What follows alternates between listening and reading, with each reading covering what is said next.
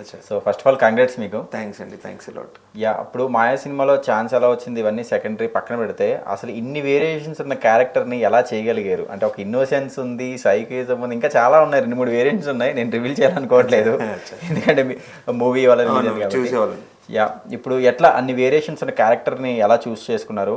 ఆ క్యారెక్టర్ చేయడానికి ఏదన్నా హోంవర్క్ ఏదన్నా చేశారా?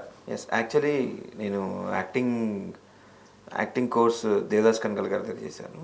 మెథడ్ యాక్టింగ్, స్టాన్స్లీవిస్కీ థియరీ, వీటి మీద బాగా ఇప్పుడు కదా ఎప్పటి నుంచో నేను దాని మీద వర్క్షాప్ చేస్తూనే ఉంటాను ఇప్పుడు. సో స్క్రిప్ట్స్ వింటున్నప్పుడు నాకు ఈ స్క్రిప్ట్ బాగా నచ్చింది. రమేష్ గారు నాకు చెప్పినప్పుడు స్టార్టింగ్ నుంచి లాస్ట్ దాకా కథ మొత్తం నా చుట్టూ తిరుగుతూ ఉంటుంది. సో ఇన్ని వేరియేషన్స్ రావడం అనేది నా అదృష్టం ఆర్టిస్ట్గా.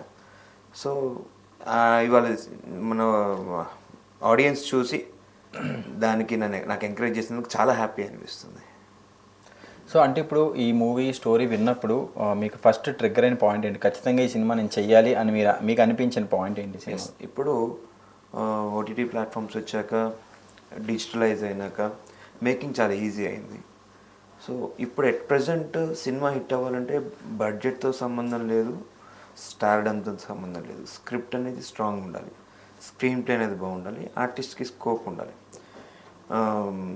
ఇప్పుడు మంజుమల్ బాయ్స్ అని వచ్చింది, రీసెంట్గా వచ్చింది, బ్లాక్ బస్టర్ హిట్ అయింది.